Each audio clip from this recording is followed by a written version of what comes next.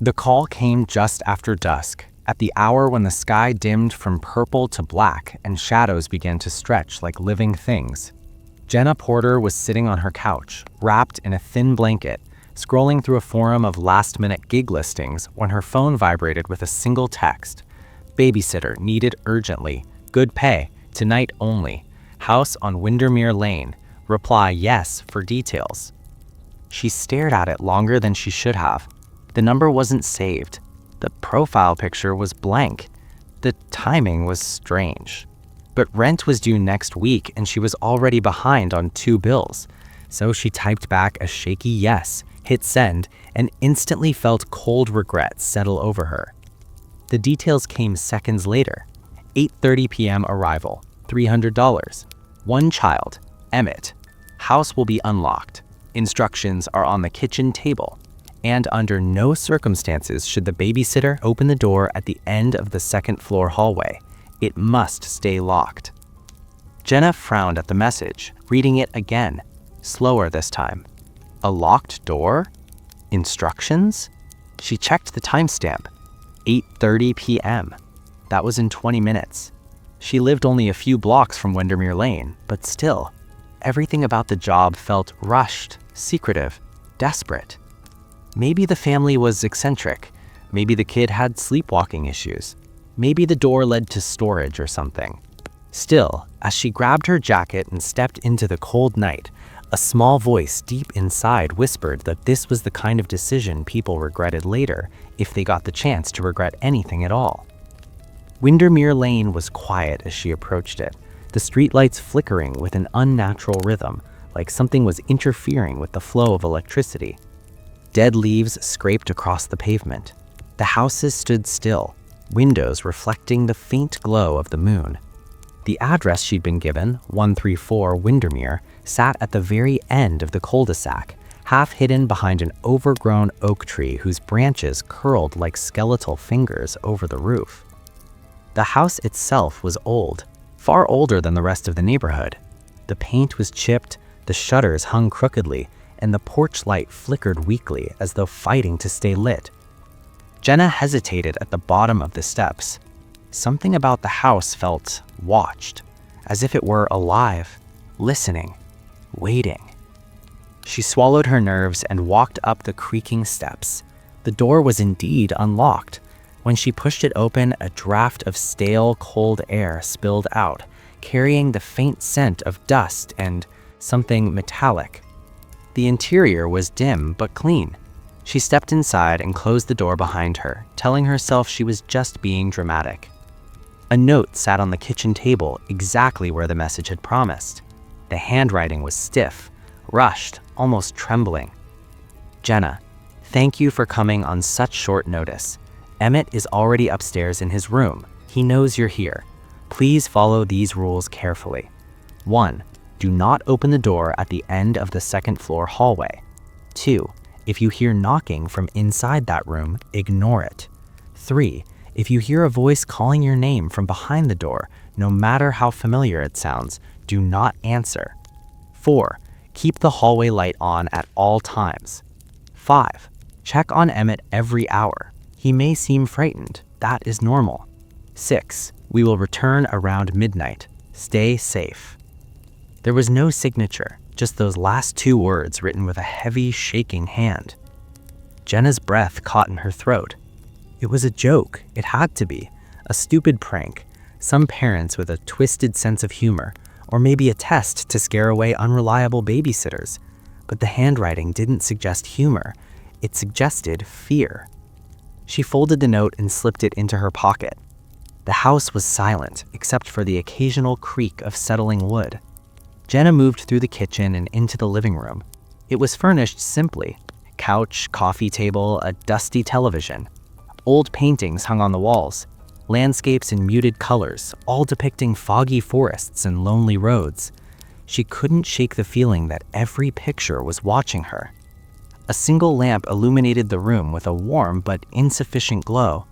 The house seemed to absorb light rather than reflect it. Shadows pooled in corners. The air felt heavy, cloaked with a silence so thick it almost had weight. Jenna took a deep breath and made her way to the stairs. The wooden steps groaned beneath her feet. Halfway up, she felt an unexpected chill, like stepping through an invisible curtain of cold air. She paused, rubbing her arms. The temperature difference was sharp and unnatural. She almost turned back. But then she remembered the $300, rent, bills, groceries. She forced her legs to keep moving. The second floor was darker than the first, despite the hallway light being on. A long corridor stretched ahead, carpeted in deep maroon, with 4 closed doors on each side. At the very end stood a door slightly different from the rest, older, made of heavier wood with a tarnished brass handle and a keyhole large enough to peer through. Even from here, Jenna could feel a subtle pressure coming that direction. Something behind that door was wrong. Not loud or obvious, but there, like the faint rumble of distant thunder you can feel through the floorboards. She turned her gaze away. "Emmett," she called softly. A door on the left creaked open inches, revealing a sliver of a dimly lit room. Jenna approached and gently pushed it wider. The boy sat on his bed, blankets drawn to his chin, eyes wide and dark. He looked around 8 years old, small and pale with messy brown hair. "You must be Emmett," she said, forcing a warm smile. He nodded slowly, but his eyes flicked past her toward the hallway. "You're the babysitter," he whispered. "Yes, I'm Jenna." Another small nod. He swallowed, gaze darting toward the door at the end of the hall again. A tremor passed through him. "Did they tell you the rules?" "Yes," she said softly. "They left a note." Emmett's voice broke into a frightened whisper. "Then don't go near that door." Jenna crouched beside the bed. "Do you know what's in there?" Emmett shook his head quickly, almost violently. "No, but it talks sometimes.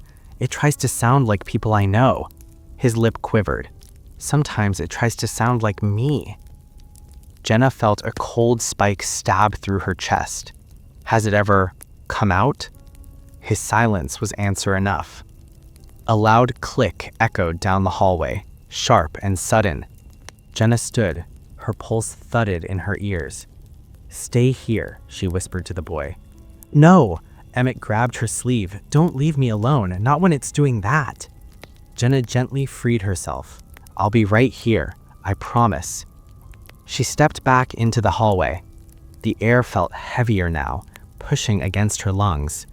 The light flickered, not fully dimming, but pulsing like it was struggling to hold steady. Slowly, unwillingly, Jenna turned her head toward the forbidden door. The brass handle was moving. Not violently, not rattling, just a slow, deliberate turn as if someone on the other side was testing it quietly, patiently. Jenna froze. Her fingers twitched at her sides. Sweat prickled her spine despite the cold. The brass handle clicked again, a soft, almost polite sound. Then came a low whisper from behind the door, too muffled to understand, but unmistakably human. She backed away one step, then another. The whispering stopped. Then the voice came, clear, this time, soft and very wrong. "Jenna, let me out." Her blood turned to ice. The voice sounded exactly like her own.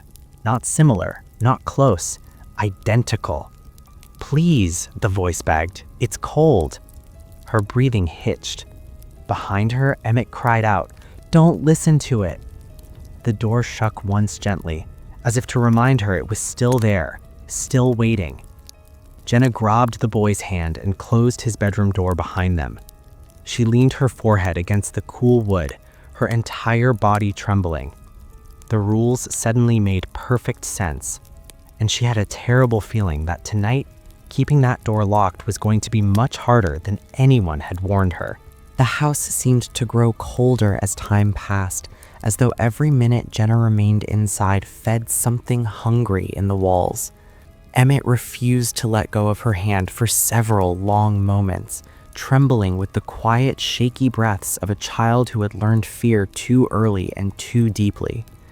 It took him several minutes to calm down, and even then he wouldn't move far from the bed's center, as if the floor itself might betray him.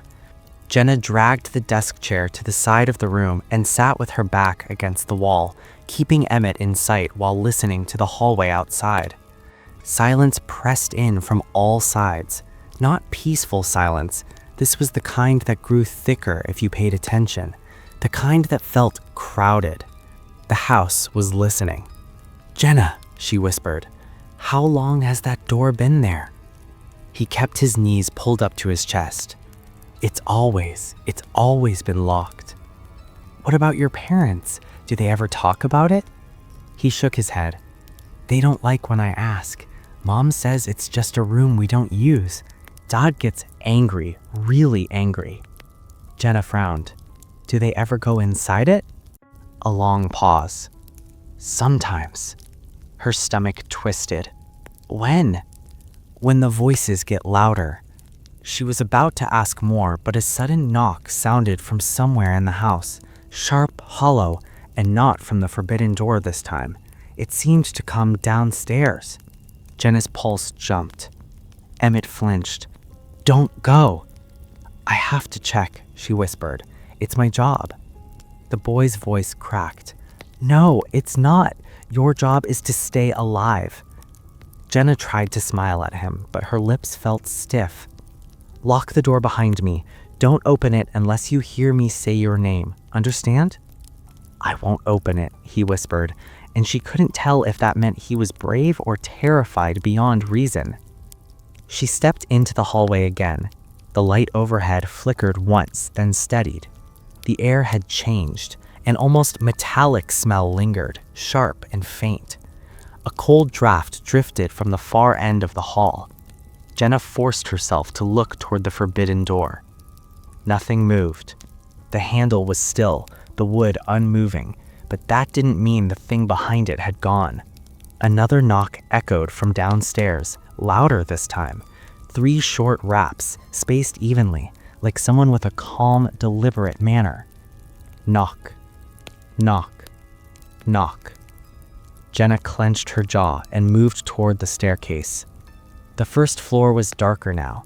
The single lamp in the living room flickered like it was drowning in its own light. Shadows collected along the walls, stretching long arms toward her as she descended. Her shoes touched the bottom step. Silence. The knocking had stopped. "Hello?" she called out, quiet, hesitant, regretting the word as soon as it left her mouth. No answer. The kitchen was empty. The living room was still. Only the old grandfather clock in the hallway made noise, its slow, steady ticks sounding too loud in the suffocating hush. Tick, tick, tick. The front door was closed, bolted from the inside. Jenna stared at it, waiting for something. Another knock? A shadow passing beneath the frame? A whispered voice? Nothing. She exhaled shakily. "Maybe I imagined it," she murmured, though the words felt like a lie told to soothe no one. Then her eyes drifted to the kitchen table, to the note. It wasn't folded anymore. Someone had opened it. Jenna froze. Her breath caught in her throat as she stepped closer. The handwriting was the same, mostly, but something was wrong. The paper looked damp around the edges, like someone with wet fingers had touched it. The ink of the last line had smeared slightly, as if brushed by something. The text itself remained untouched. "We will return around midnight. Stay safe." Jenna swallowed hard. Okay, maybe Emmett came down earlier. Maybe he... The thought died in her throat. A low screep came from the second floor, slow, dragging, as though something heavy was being pulled across the wood. Jenna snapped her head upward, blood roaring in her ears. The sound wasn't frantic, it wasn't subtle, it was purposeful. Dragging, dragging, dragging, across the hallway floor, near the bedrooms, near Emmett. She bolted up the stairs 2 at a time, her heart pounding hard enough to shake her vision. The hallway was dimmer now, the bulb overhead buzzing with an unnatural static. The dragging sound continued, smooth and slow, from somewhere she couldn't pinpoint. But the forbidden door was shaking. Not violently, but steadily, a constant tremor as if something pressed its full weight against it from the inside. Jenna! Her name slipped under the door like smoke. She backed away, shaking her head. No, no, no. Jenna, help me. The voice shifted, soft and trembling, a man's voice, then a woman's, then a child's. Please, it hurts. She clamped her hands over her ears, but the voices weren't in her ears. They were inside the air itself, vibrating against her skull, seeping beneath her skin. Emmett's door burst open. Jenna, he cried, tears streaking down his face. It's mad. It knows you hear it. She ran to him, pushing the boy behind her into the room. The door slammed shut and she twisted the lock with shaking fingers. The thing in the hallway went silent. Too silent. Jenna leaned against the door, chest heaving. Emmett clung to her, sobbing. You didn't answer it, he whispered, but it hates that. Outside the door, a soft tap sounded against the wood. Jenna held her breath. Another tap, then another. 3 taps, just like the knocking downstairs. Tap, tap, tap. But these weren't knocks. They were fingernails, slowly sliding down the door. The scraping followed, long, deep, dragging scores across the wood. Jenna looked down. Thin gray dust sifted across the floorboards, falling like ash, as if something on the other side was wearing the house down with its touch. Stay away from the door, she whispered. Emmett nodded, eyes wide with raw terror. The scraping stopped abruptly. Then the voice returned, this time inches from the other side of the door. Let me in, Jenna. I can't open it. Only you can. The floorboards beneath her vibrated with each syllable. Jenna's eyes filled with tears, because the voice now was not hers, not Emmett's, not a stranger's. It was her mother's, dead for 3 years. Sweetheart, let me see you. Jenna choked on a sob. Don't, Emmett whispered, grabbing her hand. It's lying, it lies. Outside, the voice grew sweeter, warmer, so painfully familiar she felt her heart breaking inside her chest. Please, honey, I've missed you so much. The house groaned, the lights flickered. Jenna felt gravity itself shift, like something vast and ancient was pushing against the walls, pushing against her mind.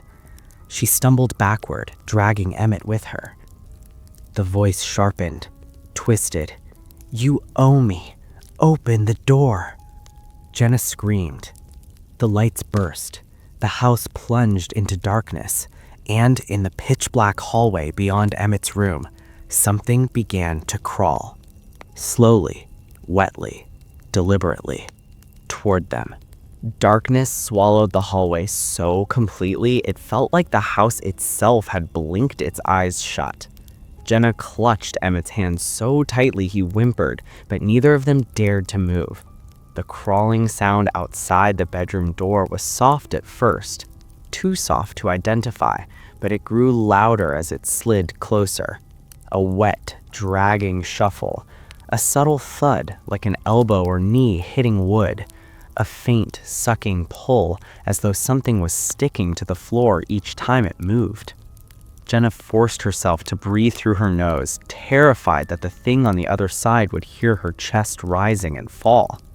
Emmett pressed against her side, trembling violently. What do we do? He whispered. Jenna tried to steady her voice. We wait. For what? She didn't have an answer. The crawling sound paused, and then, lightly, delicately, something tapped the bottom of the bedroom door. Once. Twice, 3 times. Tap, tap, tap. Jenna's breath stopped mid-inhale. The thing didn't knock like a person. It tapped like it was testing the strength of the barrier, trying to understand where the wood ended and their bodies began. A whisper followed, except it didn't come from behind the door.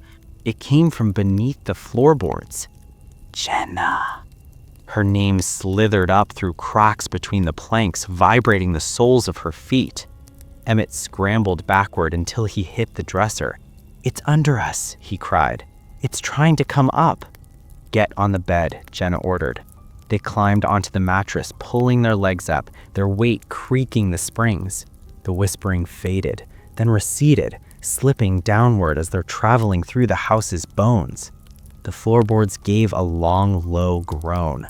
Then silence. A suffocating silence that felt heavier than any sound. Jenna strained to listen. The house felt alive, breathing, shifting. The faintest sounds drifted from the hallway, the soft rustle of carpet fibers being disturbed, the lingering vibration of footsteps that weren't human. The scraping began again, moving away from the bedroom door, toward the forbidden door at the end of the hall. Emmett buried his face in his knees. "It's talking to the other one," he whispered. Jenna looked sharply at him. "The other one?" He hesitated, swallowed hard. "There's another one, inside the locked room." Jenna felt the air leave her lungs. "How do you know?" "Because sometimes," he said, voice cracking, "I hear them fight." A chill stabbed her spine. "What do you mean, fight?" Emmett's eyes filled with tears as he stared at the wall, unfocused. One of them tries to get out, the other tries to stop it. When Mom and Dad hear the fighting, they go upstairs and put salt under the door and hang the chain on the outside. Jenna blinked. "Chain?" He pointed at the forbidden door. "There's a chain on the inside of the hallway closet. They put it across the door handle and nail it to the frame." "But why isn't it on there now?" Emmett's voice shrank to a trembling whisper. "Because Mom said if the chain is on while the voice sounds familiar, it gets stronger." The house groaned again, no longer like settling wood, but like a creature stretching its limbs. A faint voice drifted down the hall, warped and distant. "You can't keep me here," followed by a second voice overlapping it, a deeper one. "Let me out. Let me in." Jenna felt nauseous. Two voices, two entities whispering from the same place, layered like echoes but not echoing each other, as if two throats pressed against the same doorway, speaking in shifts. "Jenna," Emmett whispered, "how long have your parents known about this?" His lips trembled. "Before I was born." The hallway light flickered to life suddenly, once, twice, and then glowed steadily, revealing the corridor outside. Jenna's blood froze. There were footprints on the carpet, wet footprints, small ones, child-sized, starting right outside Emmett's door, leading toward the locked room, stopping inches from it. And then something moved in the gap beneath the forbidden door. A shadow shifted, then another. Two sets of shadows, moving in opposite directions. Jenna's hand flew to her mouth to stifle a scream. Emmett reached for her, voice barely audible. "It's trying to come out because it knows you're here. It likes new people, new voices." Jenna swallowed hard. "What does it want?" He shook his head. "No one knows. Dad says it wants to copy people. Mom says it wants people to believe it. Grandma said it wants to be someone." The house let out a sharp bang, as if something heavy slammed against the forbidden door. Dust rained from the ceiling. Jenna flinched and pulled Emmett into her arms. Another bang followed, then another, faster, angrier, shaking the entire hallway. Something inside was attacking the door. Wood cracked, metal hinges whined. The chain, if it even existed anymore, wouldn't have held. But then, everything stopped. A dead quiet fell over the house, so sudden it felt like the world had paused mid-breath. Then softly, "Jenna." Her name drifted down the hall, but this time the voice was perfect, not warped, not layered, not in pain, not her mother's voice, not a mimic. It was her own voice, steady, calm, emotionless. "Come here." Her heart slamming in her chest, Jenna grabbed Emmett. "We're going downstairs now." "But the rules." "Screw the rules. We're leaving." She flung open the bedroom door, half expecting something to be waiting on the floor, but the hallway was empty. Only the wet footprints remained. She pulled Emmett with her, hurrying toward the stairs. But before they reached the first step, a long, slow creak echoed behind them. The sound of a door being opened. The forbidden one. Jenna spun around. The door at the end of the hallway had opened an inch. Just an inch. Enough to reveal a thin, gray hand sliding through the gap, fingertips dragging across the frame as though savoring the feel of freedom. Then, a second hand joined it, and a whisper slinked out from the dark crack. "Don't leave. You opened me." Jenna felt her knees buckle. "I didn't, but you wanted to." The gap widened another half inch, and then a pale face appeared in the darkness. Not human, but wearing her smile. Her exact smile. "Come back, Jenna. Come see what you let out."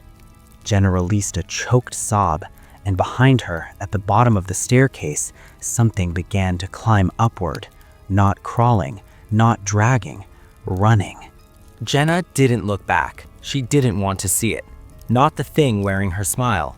Not the pale hands widening the forbidden door's gap. Not the shadow slipping along the hallway like a second spine. But she heard it. The soft click of its joints, the wet drag of its breath, the small delighted sound it made when it realized she was running. And worse, she heard what was coming up the stairs toward them. The footsteps thudded against the wood like an animal running on two long limbs, too fast, too eager. The sound was wrong, not human, not even close. Too many joints bending at once, too many impacts per second, as if something had borrowed the idea of running from a person but didn't quite know how that body was supposed to work. "Jenna!" Emmett cried. "Hurry!" They bolted down the stairs, nearly falling, the little boy gripping her arm so tightly she felt his nails dig into her skin. She stumbled at the last step but regained her balance, half dragging him toward the living room. Something slammed into the wall above, at the top of the stairs, splintering wood. Plaster showered down the steps. It had reached the landing. "Get behind the couch," she ordered.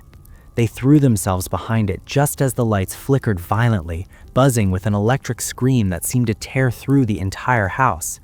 The shadows stretched, long and sharp as though pulled by invisible hooks. Then, silence. A silence so sudden it drowned out her heartbeat. A silence so thick she nearly gagged on it. Emmett's breathing trembled. His hand found hers again in the dark behind the couch. "What's it doing?" he whispered. Jenna opened her mouth to answer. Thud. Something big hit the living room floor. Close. Thud. Closer. Thud. Breathing now. Raspy, uneven, shallow, like lungs that weren't meant to breathe air. Jenna clamped her hand over Emmett's mouth. A long skeletal shape fell across the far wall, cast by the flickering lamp. It was distorted, limbs too thin and too long, bending at angles that felt painful just to look at. The shadow swayed, slow and listening, as if smelling the air for them. Something in its posture suggested curiosity, not aggression. Almost playful. Then it spoke, not in Jenna's voice, not in her mother's, not anyone she knew. The voice was hollow, breathless, stretched thin like it had been dragged across rusted metal. "I see you," Emmett whimpered softly under Jenna's hand. The creature's head snapped in their direction. Its shadow sharpened, the lamp flickered harder. Then it ran, not toward them, around the room, a quick circular sprint, a manic loop. Its feet hit the floor in rapid, skittering bursts. The shadow danced wildly across walls, ceilings, furniture, too fast to follow. Janet clung to Emmett, heart pulsing in painful bursts. "What is it doing?" she breathed. Emmett swallowed. "It's looking for which one of us is real." Janet didn't understand. "What do you mean?" It copies people, but it can't tell which version is right unless it hears us move. It listens. It learns. Jenna felt her stomach drop. That's why Mom and Dad told me not to make a sound. The creature stopped running. Dead stop. The lamp buzzed once, twice, then settled into a steady, dim glow, and Jenna saw it. For just a moment, the creature stood at the far end of the living room, half in shadow, half in the dying light. It was tall, too tall, its head nearly brushing the ceiling. Its limbs dangled like rotted vines, swaying gently. Its torso was stretched thin, ribs visible through mottled, grayish skin that looked waterlogged. Patches of hair clung to the scalp, stringy and uneven. Where its face should have been, it wore hers. Her face, perfectly replicated. Except the eyes. The eyes were coal-black pits, hungry and depthless. "Found you," it whispered. Jenna barely had time to gasp. The creature surged forward. She grabbed Emmett and rolled, barely dodging as the towering shape barreled over the couch, smashing it into the wall with a force that shook the entire house. The wood frame splintered, fabric tore. The creature shrieked, not out of pain but frustration, and its voice fractured into layered tones like multiple people screaming from inside the same throat. "Run!" Jenna shouted. They scrambled toward the kitchen, but the creature was faster. It slammed one elongated arm against the wall beside them, cracking plaster. Jenna ducked beneath it, dragging Emmett through the doorway and slamming the door behind them. The house groaned as the creature slammed into the other side. "Where's the back door?" Jenna frantically searched the dim kitchen. "There isn't one," Emmett choked. "Dad sealed it last year." Of course he did, because they were trying to contain something. Another slam rattled the door. The hinges screeched. Something scraped across the wood, long, dragging claws. Or nails. "Get into the pantry." Jenna pulled Emmett toward the small wooden door by the fridge. They squeezed inside. Jenna closed it softly. The pantry was cramped and nearly pitch black, filled with flour bags and canned goods. The air smelled of dust and old spices. Emmett pressed close to her, his small body trembling violently. Outside, the monster moved through the kitchen with slow, heavy steps, sniffing the air. Throb, throb, throb. The sound wasn't footsteps this time. It was breathing, wet, heavy, labored. Then, "Jenna." Her own voice again, softer now, almost gentle. "Come out. I won't hurt the boy." Jenna's hands shook. Her throat burned with held-back sobs. Emmett grabbed her shirt, shaking his head violently. "I know you're in here," the creature crooned. "I know your smell. I know your heartbeat." Its hand slid along the pantry door, long fingers tracing the wood. Then it bent down and whispered through the crack beneath the door. "You should have opened the other door first. Now there are two of us." Jenna's blood froze. Two? Before she could process it, something moved upstairs, fast, heavy, running. Another creature, the one behind the forbidden door. It was loose. The thing in the kitchen hissed, a low animal sound, and darted toward the stairs with unnatural speed. In the pantry darkness, Emmett grabbed Jenna's arm, eyes wide with new terror. "It's going to fight the other one," he whispered, "but they're both trying to get to us." Jenna swallowed hard. "Then we run," she whispered. "While they're distracted, we get out." "How?" She gripped Emmett's shoulders. "We go out the window." "But Dad nailed the—" A monstrous scream erupted upstairs, shaking dust from the ceiling, joints cracking, feet pounding, 2 sets of them. Jenna squeezed Emmett's hand. "They're busy. That's our only chance." She cracked the pantry door open. The kitchen was empty.